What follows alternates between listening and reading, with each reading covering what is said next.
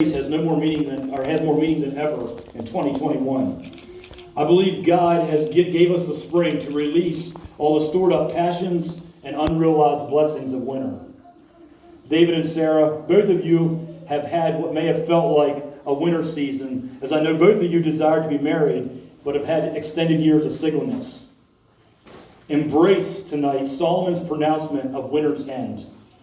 His pronouncement is won over your marriage. Or there'll be times and days to come when it will feel like winter is back. But in standing before your friends and family today, you are publicly declaring spring is here. With spring comes new life. With spring, the unforeseen beauty of winter is released. With spring, winter's dormancy and purpose of reset is embraced. What would not have been possible without the winter is now possible. Expect a fruitfulness you have not experienced before.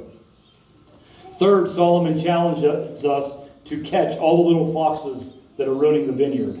Notice he says all the little foxes.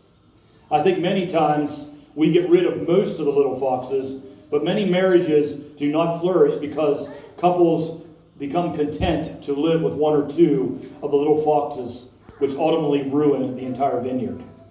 Notice Solomon uses the word little to describe these foxes. Often the big foxes are easy to avoid and even kill. But these pesky little ones that tend to get us in trouble, Here are a few little foxes that need to be killed quickly.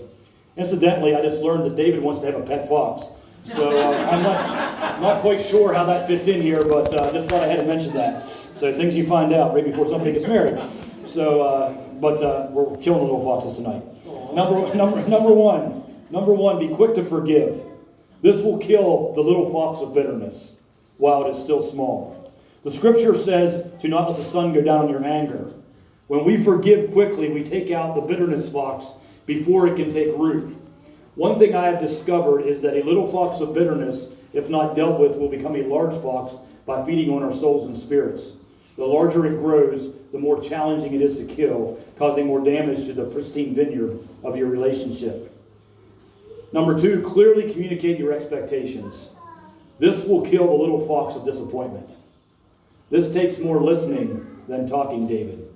It is important to listen to your spouse's nonverbal communications as well as verbal. Disappointment often occurs when a spouse is unaware of the other's expectations. Unmet expectations lead to disappointment, which if not given attention will lead to the love in your marriage becoming performance-based instead of mystery-based. Third thing is notice one another. I think you guys have done that to this point. This will kill the little fox of resentment. Nothing kills the mystery of love more than a spouse feeling like they are being taken advantage of or taken for granted. Notice and take note of the little things. Dishes washed, beds made, checkbooks balanced, lawn mowed, kip walks, movie room kept neat, children cared for, etc., etc. The little fox of resentment leads to apathy that can begin a slow fade that goes unnoticed, destroying many marriages. When you take time to notice one another, you kill the little fox of resentment. Solomon ends this passage by having the lovers declare, I am his and he is mine. David and Sarah, today you're declaring, I am hers and she is mine, and I am his and he is mine. What powerful, beautiful words to declare to one another. This statement holds such power to bring life to a marriage because of the safety and security there. All of us, everyone here, was created to belong.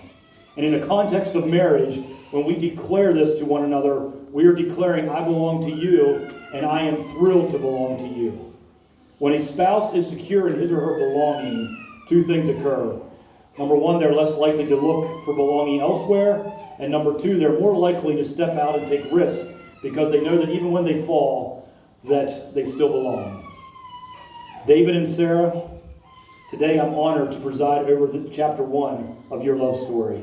Everything till today has just been a prelude. Allow Jesus to continue combining your puzzles. Allow the rich words of Solomon to be a guide to keep the mystery of your love alive. May your marriage be a blessing to all who have the privilege of knowing you. At this time, David and Sarah will be reciting vows to one another that they've written, pledging before